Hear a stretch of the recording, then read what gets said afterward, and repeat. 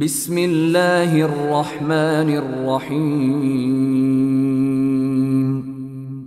পরম করুণাময় ও অসীম দয়ালু আল্লাহর নামে শুরু। সূরাতুন আনজালনাহা ওয়া ফারাদনাহা ওয়া আনজালনা ফীহা আয়াতিন বাইয়িনাত وأنزلنا فيها آيات بينات لعلكم تذكرون। এটা একটি সূরা যা আমি অবতীর্ণ করেছি, দায়িত্বে অপরিহার্য করেছি, এবং এতে আমি সুস্পষ্ট আয়াতসমূহ অবতীর্ণ করেছি যাতে তোমরা স্মরণ রাখো। الزانية والزاني فاجلدوا كل واحد منهما 100 جلدة ولا تأخذكم بهما رأفة في دين الله إن كنتم تؤمنون بالله واليوم الآخر وليشهد عذابهما طائفة من المؤمنين। ব্যভিচারিণী নারী ও ব্যভিচারী পুরুষ তাদের প্রত্যেককে 100 করে কশাঘাত করো। আল্লাহর বিধান কার্যকরণে তাদের প্রতি যেন তোমাদের মনে দয়ার উদ্রেক না হয়, যদি তোমরা আল্লাহর প্রতি ও পরকালের প্রতি বিশ্বাসী হয়ে থাকো। মুমিনদের একটি দল যেন তাদের শাস্তি প্রত্যক্ষ করে। الزاني لا ينكح إلا زانية أو مشركة والزانية لا ينكحها إلا زان أو مشرك وحرم ذلك على المؤمنين। ব্যভিচারী পুরুষ কেবল ব্যভিচারিণী নারী অথবা মুশরিকা নারীকে বিয়ে করে এবং ব্যভিচারিণীকে কেবল ব্যভিচারী অথবা মুশরিক পুরুষই বিয়ে করে, এবং এদেরকে মুমিনদের জন্য হারাম করা হয়েছে। والذين يرمون المحصنات ثم لم يأتوا بأربعة شهداء فاجلدوهم 80 جلدة ولا تقبلوا لهم شهادة أبدا وأولئك هم الفاسقون। যারা সতীসাধ্যী নারীর প্রতি অপবাদ আরোপ করে অতঃপর স্বপক্ষে 4 জন পুরুষ সাক্ষী উপস্থিত করে না, তাদেরকে 80টি বেত্রাঘাত করবে এবং কখনো তাদের সাক্ষ্য কবুল করবে না। এরাই নাফরমান। ইল্লাল্লাযীনা তাবু মিন বা'দি যালিকা ওয়া আসলাহু ফাইন্নাল্লাহা গফুরুর রহিম। কিন্তু যারা এরপর তওবা করে এবং সংশোধিত হয়, আল্লাহ ক্ষমাশীল, পরম মেহেরবান। والذين يرمون أزواجهم ولم يكن لهم شهداء إلا أنفسهم فشهادة أحدهم 4 شهادات بالله إنه لمن الصادقين। এবং যারা তাদের স্ত্রীদের প্রতি অপবাদ আরোপ করে এবং তারা নিজেরা ছাড়া তাদের কোনো সাক্ষী নেই, এরূপ ব্যক্তির সাক্ষ্য ওইভাবে হবে যে সে আল্লাহর কসম খেয়ে 4 বার সাক্ষ্য দেবে যে সে অবশ্যই সত্যবাদী। والخامسة أن لعنة الله عليه إن كان من الكاذبين। এবং 5ম বার বলবে যে যদি সে মিথ্যাবাদী হয় তবে তার উপর আল্লাহর লানত। ويدرأ عنها العذاب أن تشهد 4 شهادات بالله إنه لمن الكاذبين। এবং স্ত্রী শাস্তি রহিত হয়ে যাবে যদি সে আল্লাহর কসম খেয়ে 4 বার সাক্ষ্য দেয় যে তার স্বামী অবশ্যই মিথ্যাবাদী। والخامسة أن غضب الله عليها إن كان من الصادقين এবং পঞ্চমবার বলে যে যদি তার স্বামী সত্যবাদী হয় তবে তার উপর আল্লাহর গজব নেমে আসবে। ولولا فضل الله عليكم ورحمته وأن الله تواب حكيم তোমাদের প্রতি আল্লাহর অনুগ্রহ ও দয়া না থাকলে এবং আল্লাহ তওবা কবুলকারী প্রজ্ঞাময় না হলে কত কিছুই যে হয়ে যেত। إن الذين جاءوا بالإفك عصبة منكم لا تحسبوه شرا لكم بل هو خير لكم لكل امرئ منهم ما اكتسب من الإثم والذي تولى كبره منهم له عذاب عظيم যারা মিথ্যা অপবাদ রটনা করেছে তারা তোমাদেরই একটি দল। তোমরা একে নিজেদের জন্য খারাপ মনে করো না, বরং এটা তোমাদের জন্য মঙ্গলজনক। তাদের প্রত্যেকের জন্য ততটুকু আছে যতটুকু সে গুনাহ করেছে, এবং তাদের মধ্যে যে এ ব্যাপারে অগ্রণী ভূমিকা নিয়েছে তার জন্য রয়েছে বিরাট শাস্তি। لولا إذ سمعتموه ظن المؤمنون والمؤمنات بأنفسهم خيرا وقالوا هذا إفك مبين তোমরা যখন একথা শুনলে তখন ঈমানদার পুরুষ ও নারীগণ কেন নিজেদের লোক সম্পর্কে উত্তম ধারণা করনি এবং বলনি যে এটা তো নির্জলা অপবাদ। لولا جاءوا عليه بأربعة شهداء فإذ لم يأتوا بالشهداء فأولئك عند الله هم الكاذبون তারা কেন এ ব্যাপারে 4 জন সাক্ষী উপস্থিত করেনি? অতঃপর যখন তারা সাক্ষী উপস্থিত করেনি তখন তারাই আল্লাহর কাছে মিথ্যাবাদী। ولولا فضل الله عليكم ورحمته في الدنيا والآخرة لمسكم فيما أفضتم فيه عذاب عظيم যদি ইহকালে ও পরকালে তোমাদের প্রতি আল্লাহর অনুগ্রহ ও দয়া না থাকত তবে তোমরা যা চর্চা করেছিলে তজ্জন্য তোমাদেরকে গুরুতর আযাব স্পর্শ করত। إذ تلقونه بألسنتكم وتقولون بأفواهكم ما ليس لكم به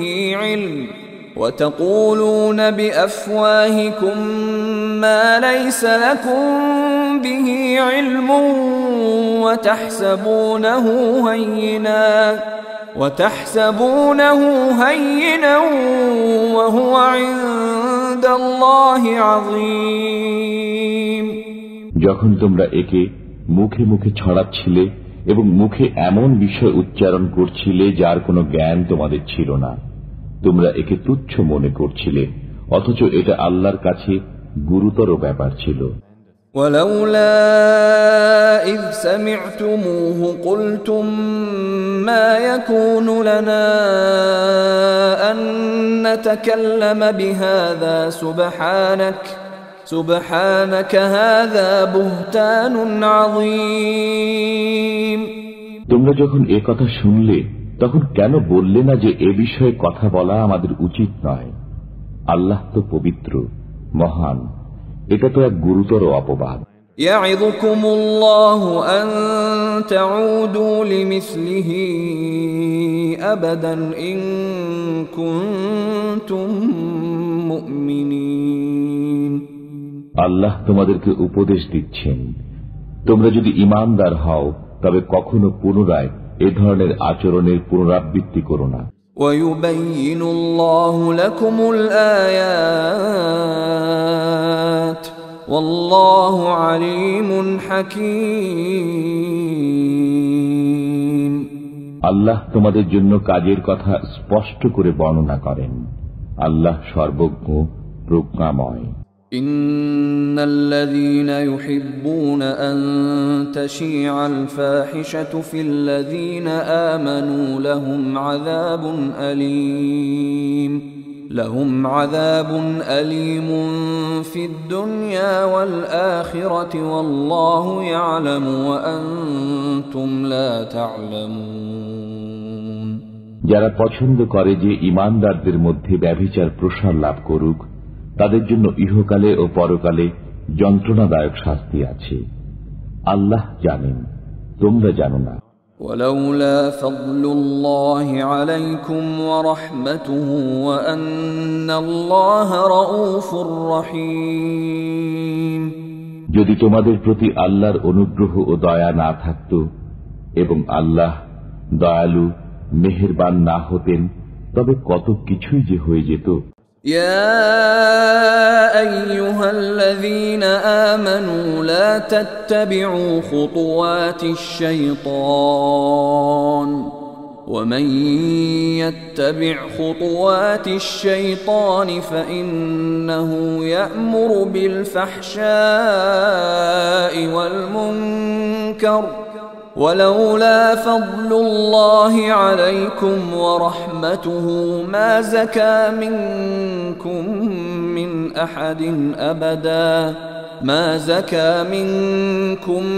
من أحد أبدا ولكن الله يزكي من يشاء والله سميع عليم।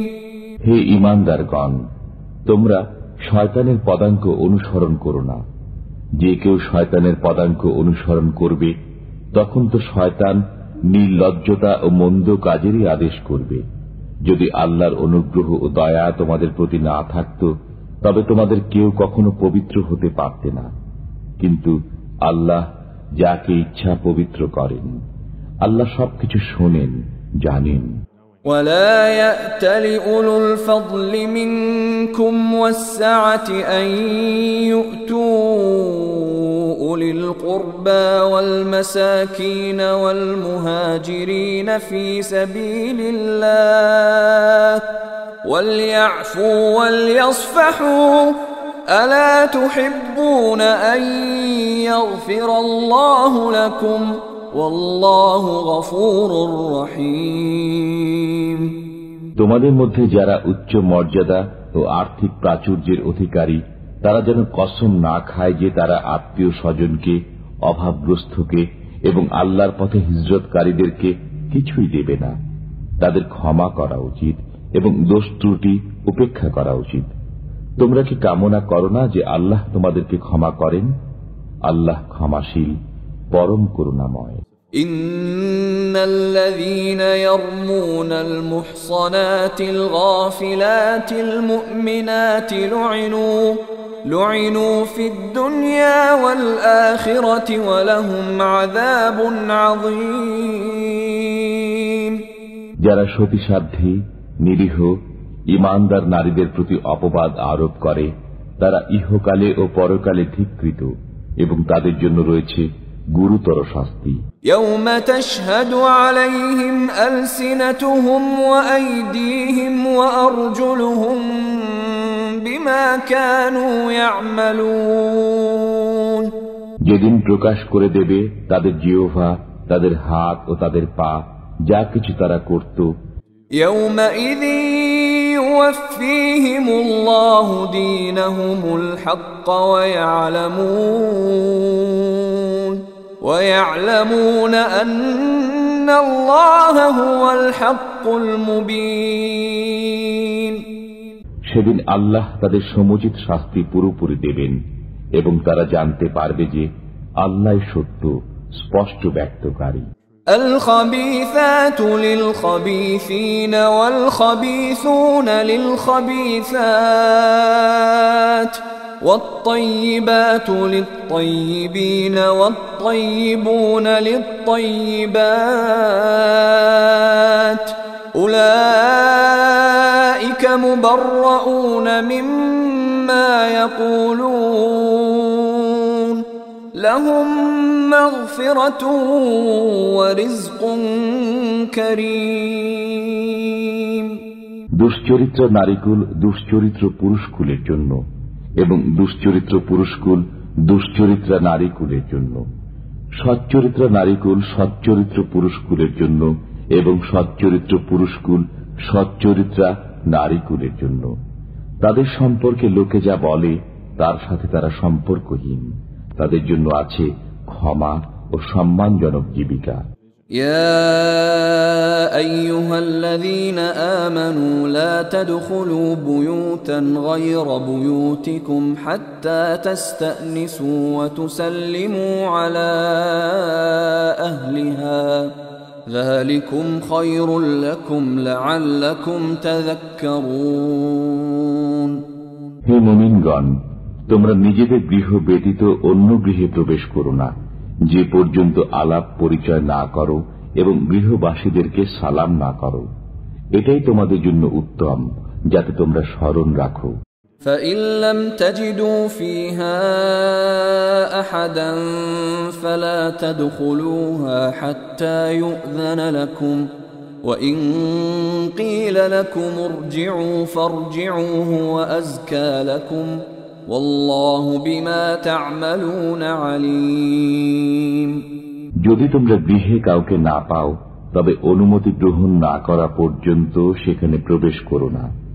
যদি তোমাদেরকে বলা হয় ফিরে যাও তবে ফিরে যাবে, এতে তোমাদের জন্য অনেক পবিত্রতা আছে এবং তোমরা যা করো আল্লাহ তা ভালোভাবে জানেন। ليس عليكم جناح أن تدخلوا بيوتا غير مسكونة فيها متاع لكم والله يعلم ما تبدون وما تكتمون। যে গৃহে কেউ বাস করে না, যাতে তোমাদের সামগ্রী আছে, এমন গৃহে প্রবেশ করতে তোমাদের কোনো পাপ নেই এবং আল্লাহ জানেন তোমরা যা প্রকাশ করো এবং যা গোপন করো। قل للمؤمنين يغضوا من أبصارهم ويحفظوا فروجهم ذلك أزكى لهم إن الله خبير بما يصنعون।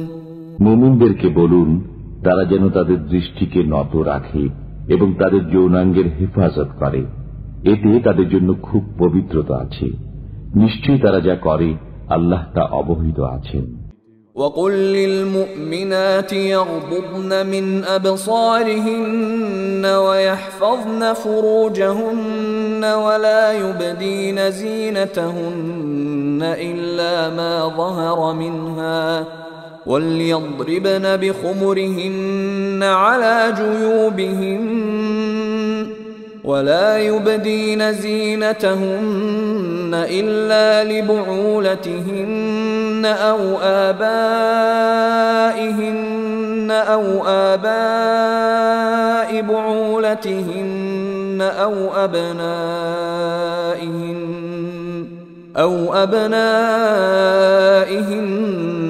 أو أبناء بعولتهن أو إخوانهن أو بني إخوانهن أو بني أخواتهن أو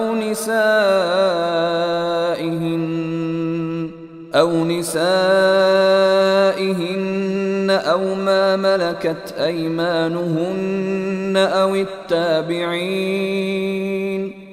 أو التابعين غير أولي الإربة من الرجال أو الطفل الذين لم يظهروا على عورات النساء ولا يضربن بأرجلهن ليعلم ما يخفين من زينتهن وتوبوا إلى الله جميعا أيها المؤمنون لعلكم تفلحون। ঈমানদার নারীদেরকে বলুন তারা যেন তাদের দৃষ্টিকে নত রাখে এবং তাদের যৌন অঙ্গের হেফাজত করে। তারা যেন যা সাধারণত প্রকাশমান তা ছাড়া তাদের সৌন্দর্য প্রদর্শন না করে এবং তারা যেন তাদের মাথার ওড়না বক্ষ দেশে ফেলে রাখে, এবং তারা যেন তাদের স্বামী, পিতা, শ্বশুর, পুত্র, স্বামীর পুত্র, ভ্রাতা, ভ্রাতুষ্পুত্র, ভগ্নীপুত্র, স্ত্রীলোক, অধিকারভুক্ত বাদী, যৌন কামনা মুক্ত পুরুষ ও বালক, যারা নারীদের গোপন অঙ্গ সম্পর্কে অজ্ঞ, তাদের ব্যতীত কারো কাছে তাদের সৌন্দর্য প্রকাশ না করে। তারা যেন তাদের গোপন সাজসজ্জা প্রকাশ করার জন্য জোরে পদচারণা না করে। মুমিনগণ, তোমরা সবাই আল্লাহর সামনে তওবা করো, যাতে তোমরা সফলকাম হও। وأنكحوا الأيام منكم والصالحين من عبادكم وإمائكم إن يكونوا فقراء يغنهم الله من فضله والله واسع عليم। তোমাদের মধ্যে যারা বিবাহহীন তাদের বিবাহ সম্পাদন করে দাও, এবং তোমাদের দাস ও দাসীদের মধ্যে যারা সৎকর্মপরায়ণ তাদেরও। তারা যদি নিঃস্ব হয় তবে আল্লাহ নিজ অনুগ্রহে তাদেরকে সচ্ছল করে দেবেন। আল্লাহ প্রাচুর্যময়, সর্বজ্ঞ। وَلْيَسْتَعْفِفِ الَّذِينَ لَا يَجِدُونَ نِكَاحًا حَتَّى يُغْنِيَهُمُ اللَّهُ مِنْ فَضْلِهِ وَالَّذِينَ يَبْتَغُونَ الْكِتَابَ مِمَّا مَلَكَتْ أَيْمَانُكُمْ فَكَاتِبُوهُمْ إِنْ عَلِمْتُمْ فِيهِمْ خَيْرًا وَآتُوهُمْ مِمَّا لِلَّهِ الَّذِي آتَاكُمْ وَلَا تُكْرِهُوا فَتَيَاتِكُمْ عَلَى الْبِغَاءِ إِنْ أَرَدْنَ تَحَصُّنًا لِتَبْتَغُوا عَرَضَ الْحَيَاةِ الدُّنْيَا وَمَنْ يُكْرِههُّنَّ فَإِنَّ اللَّهَ مِنْ بَعْدِ إِكْرَاهِهِنَّ غَفُورٌ رَحِيمٌ। যারা বিবাহে সমর্থ নয় তারা যেন সংযম অবলম্বন করে, যে পর্যন্ত না আল্লাহ নিজ অনুগ্রহে তাদেরকে অভাব মুক্ত করে দেন। তোমাদের অধিকারভুক্তদের মধ্যে যারা মুক্তির জন্য লিখিত চুক্তি করতে চায় তাদের সাথে তোমরা লিখিত চুক্তি করো, যদি জানো যে তাদের মধ্যে কল্যাণ আছে।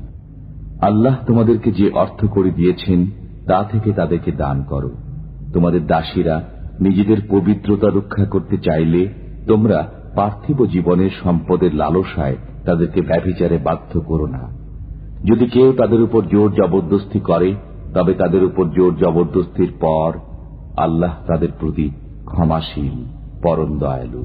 وَلَقَدْ أَنزَلْنَا إِلَيْكُمْ آيَاتٍ مُبَيِّنَاتٍ وَمَثَلًا مِنَ الَّذِينَ خَلَوْا مِنْ قَبْلِكُمْ وَمَوْعِظَةً لِلْمُتَّقِينَ।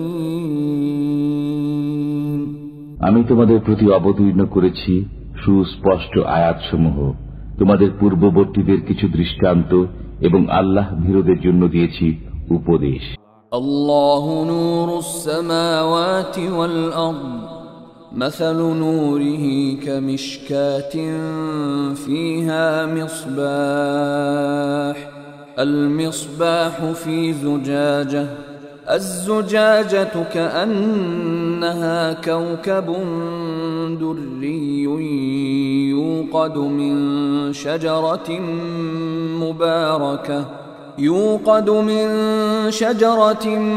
مباركة زيتونة لا شرقية ولا غربية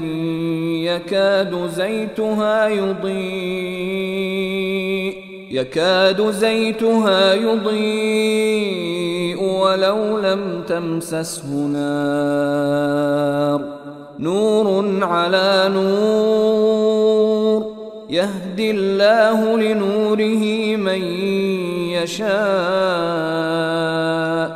ويضرب الله الأمثال للناس والله بكل شيء عليم। আল্লাহ নভমণ্ডল ও ভূমণ্ডলের জ্যোতি। তার জ্যোতির উদাহরণ যেন একটি কুলঙ্গি, যাতে আছে একটি প্রদীপ, প্রদীপটি একটি কাঁচ পাত্রে স্থাপিত, কাঁচ পাত্রটি উজ্জ্বল নক্ষত্র সদৃশ। তাতে পূত পবিত্র জয়তুন বৃক্ষের তৈল প্রজ্বলিত হয়, যা পূর্বমুখী নয় এবং পশ্চিমমুখীও নয়। অগ্নি স্পর্শ না করলেও তার তৈল যেন আলোকিত হওয়ার নিকটবর্তী। জ্যোতির উপর জ্যোতি, আল্লাহ যাকে ইচ্ছা পথ দেখান তাঁর জ্যোতির দিকে। আল্লাহ মানুষের জন্য দৃষ্টান্তসমূহ বর্ণনা করেন এবং আল্লাহ সব বিষয়ে জ্ঞাত। في بيوت أذن الله أن ترفع ويذكر فيها اسمه يسبح له فيها بالغدو والآصال।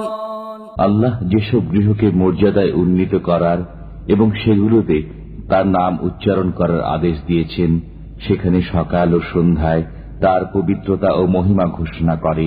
رجال لا تلهيهم تجارة ولا بيع عن ذكر الله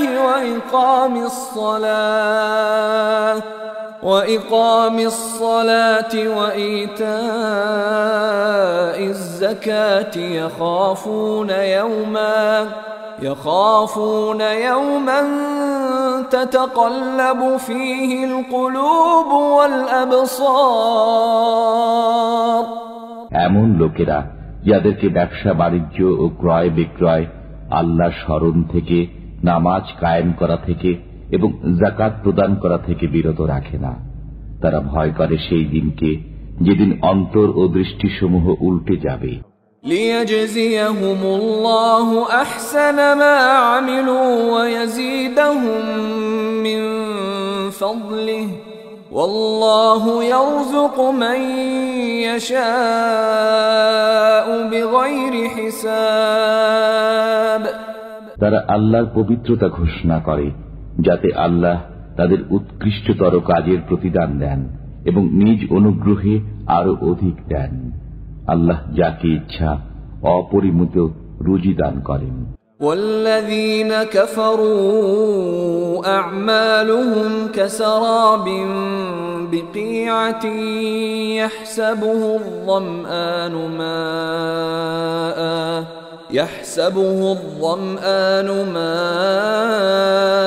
حتى إذا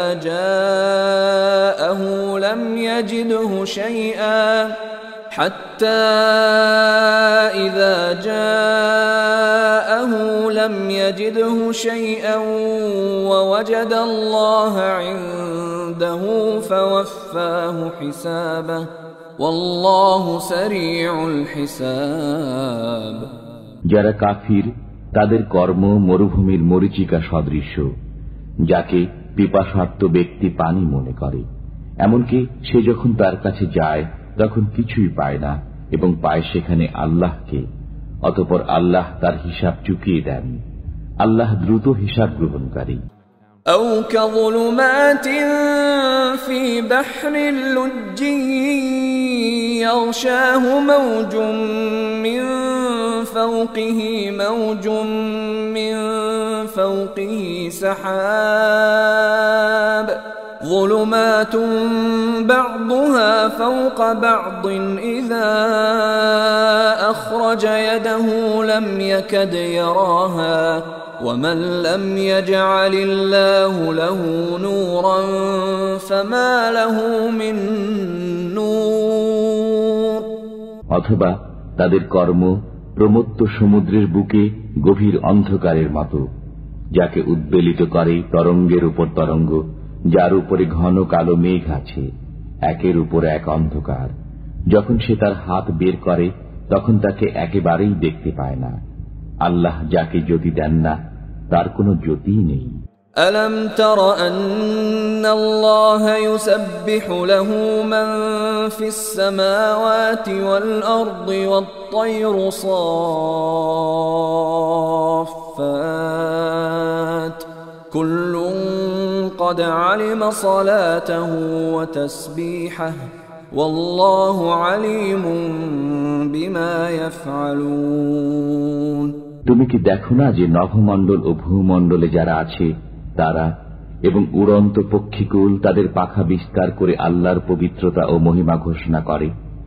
প্রত্যেকেই তার যোগ্য ইবাদত এবং পবিত্রতা ও মহিমা ঘোষণার পদ্ধতি জানে। তারা যা করে আল্লাহ সে বিষয়ে সম্যক জ্ঞাত।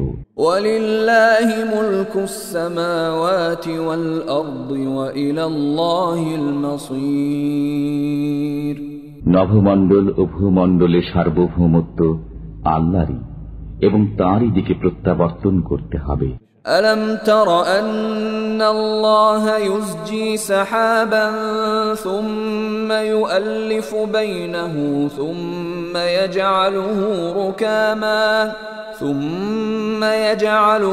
ركاما فترى الودق يخرج من خلاله وينزل من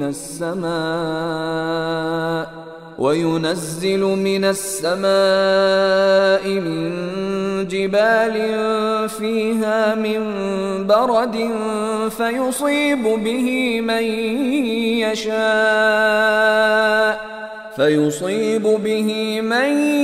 يشاء ويصرفه عن من يشاء يكاد سنا برقه يذهب بالأبصار। তুমি কি দেখো না যে আল্লাহ মেঘমালাকে সঞ্চালিত করেন, অতঃপর তাকে পুঞ্জীভূত করেন, অতঃপর তাকে স্তরে স্তরে রাখেন, অতঃপর তুমি দেখো যে তার মধ্য থেকে বারিধারা নির্গত হয়। তিনি আকাশস্থিত শিলাস্তূপ থেকে শিলা বর্ষণ করেন এবং তা দ্বারা যাকে ইচ্ছা আঘাত করেন এবং যার কাছ থেকে ইচ্ছা তা অন্যদিকে ফিরিয়ে দেন। তার বিদ্যুৎ ঝলক দৃষ্টিশক্তি যেন বিলীন করে দিতে চায়। ইউকাল্লিবুল্লাহুল লাইলা ওয়ান নাহার ইন্না ফী যালিকা লাইবরাতান লিউলিল আবসার। আল্লাহ দিন ও রাত্রির পরিবর্তন ঘটান, এতে অন্তর্দৃষ্টি সম্পন্নগণের জন্য চিন্তার উপকরণ রয়েছে। ওয়াল্লাহু খালাকা কুল্লা দাব্বাতিন মিন মা ফামিনহুম মান ইয়ামশি আলা বাতনিহি ওয়া মিনহুম মান ইয়ামশি আলা রিজলাইনি ওয়া মিনহুম মান ইয়ামশি আলা আরবা'। يخلق الله ما يشاء إن الله على كل شيء قدير। আল্লাহ প্রত্যেক চলন্ত জীবকে পানি দ্বারা সৃষ্টি করেছেন। তাদের কতক বুকে ভর দিয়ে চলে, কতক দুই পায়ে ভর দিয়ে চলে এবং কতক চার পায়ে ভর দিয়ে চলে। আল্লাহ যা ইচ্ছা সৃষ্টি করেন, নিশ্চয়ই আল্লাহ সবকিছু করতে সক্ষম। لقد أنزلنا آيات مبينات والله يهدي من يشاء إلى صراط مستقيم। আমি তো সুস্পষ্ট আয়াতসমূহ অবতীর্ণ করেছি। আল্লাহ যাকে ইচ্ছা সরল পথে পরিচালনা করেন। ويقولون آمنا بالله وبالرسول وأطعنا ثم يتولى فريق منهم من بعد ذلك وما أولئك بالمؤمنين। তারা বলে, আমরা আল্লাহ ও রসুলের প্রতি বিশ্বাস স্থাপন করেছি এবং আনুগত্য করি, কিন্তু অতঃপর তাদের এক দল মুখ ফিরিয়ে নেয় এবং তারা বিশ্বাসী নয়। وَإِذَا دُعُوا إِلَى اللَّهِ وَرَسُولِهِ لِيَحْكُمَ بَيْنَهُمْ إِذَا فَرِيقٌ مِّنْهُمْ مُعْرِضُونَ। তাদের মধ্যে ফয়সালা করার জন্য যখন তাদেরকে আল্লাহ ও রসুলের দিকে আহ্বান করা হয়, তখন তাদের এক দল মুখ ফিরিয়ে নেয়। وَإِن يَكُن لَّهُمُ الْحَقُّ يَأْتُوا إِلَيْهِ مُذْعِنِينَ। সত্য তাদের সপক্ষে হলে তারা বিনীতভাবে রাসূলের কাছে ছুটে আসে। أفي قلوبهم مرض أم ارتابوا أم يخافون أن يحيف الله عليهم ورسوله بل أولئك هم الظالمون তাদের অন্তরে রোগ আছে, না তারা ধোঁকায় পড়ে আছে, না তারা ভয় করে যে আল্লাহ ও তার রাসূল তাদের প্রতি অবিচার করবেন, বরং তারাই তো অবিচারকারী। إنما كان قول المؤمنين إذا دعوا إلى الله ورسوله ليحكم بينهم أن يقولوا سمعنا وأطعنا وأولئك هم المفلحون। মুমিনদের বক্তব্য কেবল এ কথাই, যখন তাদের মধ্যে ফয়সালা করার জন্য আল্লাহ ও তাঁর রাসূলের দিকে তাদেরকে আহ্বান করা হয়, তখন তারা বলে, আমরা শুনলাম ও আদেশ মান্য করলাম, তারাই সফলকাম। ومن يطع الله ورسوله ويخشى الله ويتقه فأولئك هم الفائزون। যারা আল্লাহ ও তার রাসূলের আনুগত্য করে, আল্লাহকে ভয় করে এবং তার শাস্তি থেকে বেঁচে থাকে, তারাই কৃতকামী। وأقسموا بالله جهد أيمانهم لئن أمرتهم ليخرجن قل لا تقسموا طاعة معروفة إن الله خبير بما تعملون। তারা দৃঢ়ভাবে আল্লাহর কসম খেয়ে বলে যে আপনি তাদেরকে আদেশ করলে তারা সবকিছু ছেড়ে বের হবেই। বলুন, তোমরা কসম খেও না, নিয়ম অনুযায়ী তোমাদের আনুগত্য, তোমরা যা কিছু করো নিশ্চয় আল্লাহ সে বিষয়ে জ্ঞাত। قل أطيعوا الله وأطيعوا الرسول فإن تولوا فإنما عليه ما حمل وعليكم ما حملتم وإن تطيعوه تهتدوا وما على الرسول إلا البلاغ المبين। বলুন, আল্লাহর আনুগত্য করো এবং রাসূলের আনুগত্য করো, অতঃপর যদি তোমরা মুখ ফিরিয়ে নাও তবে তার উপর ন্যস্ত দায়িত্বের জন্য সে দায়ী এবং তোমাদের উপর ন্যস্ত দায়িত্বের জন্য তোমরা দায়ী। তোমরা যদি তার আনুগত্য করো তবে সৎ পথ পাবে। রাসূলের দায়িত্ব তো কেবল সুস্পষ্ট রূপে পৌঁছিয়ে দেওয়া। وعد الله الذين آمنوا منكم وعملوا الصالحات ليستخلفنهم في الأرض كما استخلف الذين من قبلهم وليمكنن لهم دينهم الذي ارتضى لهم وليبدلنهم من بعد خوفهم أمنا يعبدونني لا يشركون بي شيئا ومن كفر بعد ذلك فأولئك هم الفاسقون। তোমাদের মধ্যে যারা বিশ্বাস স্থাপন করে ও সৎকর্ম করে, আল্লাহ তাদেরকে ওয়াদা দিয়েছেন যে তাদেরকে অবশ্যই পৃথিবীতে শাসন কর্তৃত্ব দান করবেন, যেমন তিনি শাসন কর্তৃত্ব দান করেছেন তাদের পূর্ববর্তীদেরকে, এবং তিনি অবশ্যই সুদৃঢ় করবেন তাদের ধর্মকে, যা তিনি তাদের জন্য পছন্দ করেছেন, এবং তাদের ভয়ভীতির পরিবর্তে অবশ্যই তাদেরকে শান্তি দান করবেন। তারা আমার ইবাদত করবে এবং আমার সাথে কাউকে শরীক করবে না। এরপর যারা অকৃতজ্ঞ হবে তারাই অবাধ্য। وَأَقِيمُوا الصَّلَاةَ وَآتُوا الزَّكَاةَ وَأَطِيعُوا الرَّسُولَ لَعَلَّكُمْ تُرْحَمُونَ।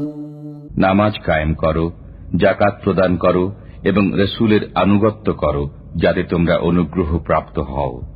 لا تحسبن الذين كفروا معجزين في الأرض ومأواهم النار ولبئس المصير। তোমরা কাফিরদেরকে পৃথিবীতে পরাক্রমশালী মনে করো না, তাদের ঠিকানা অগ্নি, কত নিকৃষ্ট না এই প্রত্যাবর্তন স্থল। يا أيها الذين آمنوا ليستأذنكم الذين ملكت أيمانكم والذين لم يبلغوا الحلم منكم 3 مرات من قبل صلاة الفجر وحين تضعون ثيابكم من الظهيرة ومن بعد صلاة العشاء 3 عورات لكم ليس عليكم ولا عليهم جناح بعدهن طوافون عليكم بعضكم على بعض كذلك يبين الله لكم الآيات والله عليم حكيم। হে মুমিনগণ, তোমাদের দাস দাসীরা এবং তোমাদের মধ্যে যারা প্রাপ্ত বয়স্ক হয়নি তারা যেন 3 সময় তোমাদের কাছে অনুমতি গ্রহণ করে। ফজরের নামাজের পূর্বে, দুপুরে, যখন তোমরা বস্ত্র খুলে রাখো, এবং এশার নামাজের পর। এই 3 সময় তোমাদের দেহ খোলার সময়। এ সময়ের পর তোমাদের ও তাদের জন্য কোনো দোষ নেই। তোমাদের একে অপরের কাছে তো যাতায়াত করতেই হয়। এমনি ভাবে আল্লাহ তোমাদের কাছে সুস্পষ্ট আয়াতসমূহ বিবৃত করেন। আল্লাহ সর্বজ্ঞ, প্রজ্ঞাময়। وَإِذَا بَلَغَ الْأَطْفَالُ مِنكُمُ الْحُلُمَ فَلْيَسْتَأْذِنُوا كَمَا اسْتَأْذَنَ الَّذِينَ مِن قَبْلِهِمْ كَذَلِكَ يُبَيِّنُ اللَّهُ لَكُمْ آيَاتِهِ وَاللَّهُ عَلِيمٌ حَكِيمٌ। তোমাদের সন্তান সন্ততিরা যখন বয়ঃপ্রাপ্ত হয় তারাও যেন তাদের পূর্ববর্তীদের ন্যায় অনুমতি চায়। এমনি ভাবে আল্লাহ তাঁর আয়াতসমূহ তোমাদের কাছে বর্ণনা করেন। আল্লাহ সর্বজ্ঞ, প্রজ্ঞাময়।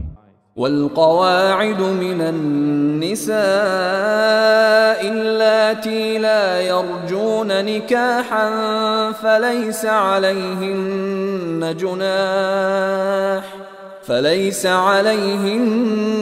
جناح أن يضعن ثيابهن غير متبرجات بزينة وأن يستعففن خير لهم والله سميع عليم।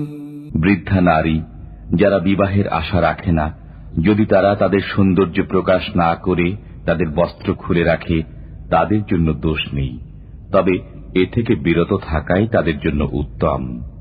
আল্লাহ সর্বশ্রোতা, সর্বজ্ঞ। ليس على الأعمى حرج ولا على الأعرج حرج ولا على المريض حرج ولا على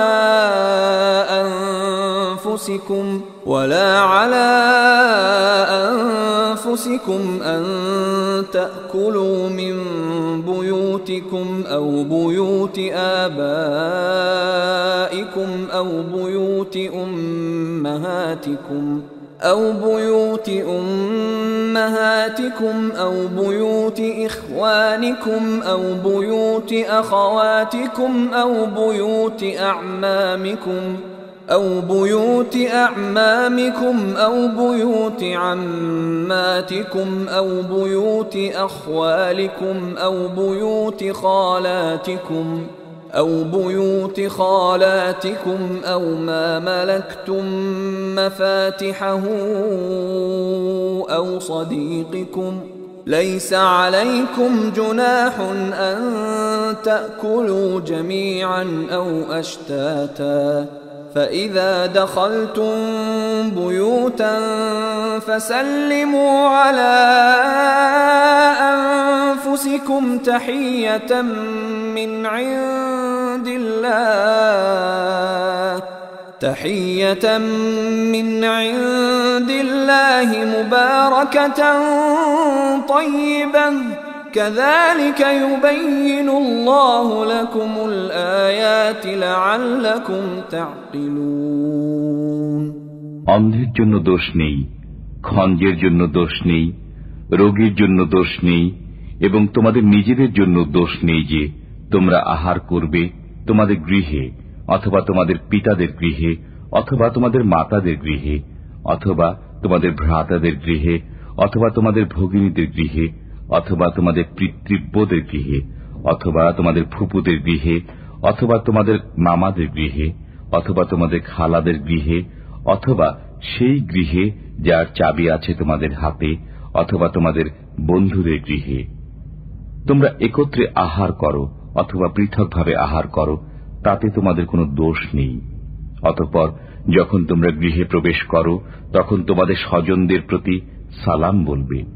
এটা আল্লাহর কাছ থেকে কল্যাণময় ও পবিত্র দোয়া। এমনিভাবে আল্লাহ তোমাদের জন্য আয়াতসমূহ বিশদভাবে বর্ণনা করেন যাতে তোমরা বুঝে নাও।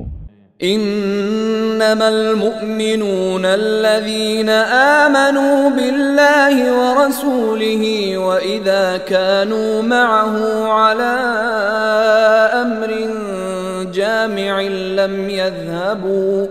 لم يذهبوا حتى يستأذنوه إن الذين يستأذنونك أولئك الذين يؤمنون بالله ورسوله فإذا استأذنوك لبعض شأنهم فأذن لمن شئت منهم واستغفر لهم الله إن الله غفور رحيم।